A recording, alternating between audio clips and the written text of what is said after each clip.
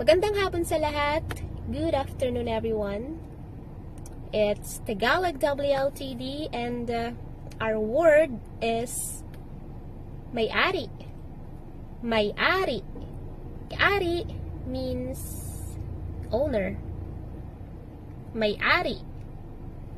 Halimbawa, si Pudra ang may-ari ng cart. Si Pudra ang may-ari ng cart. Siyempre, that's just an example. The store owns the cart. Ang tindahan ang may-ari ng cart. Ako ang may-ari ng susi. Ako ang may-ari ng susi. Let's say it again, ng dahan-dahan. Ako ang may-ari ng susi.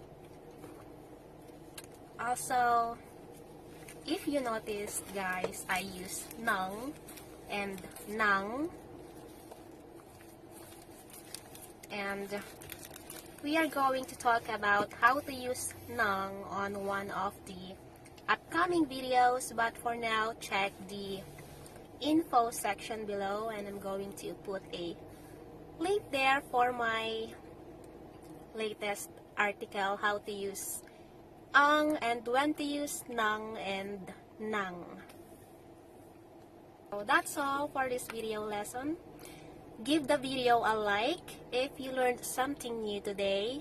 It will really inspire me to keep doing video lessons.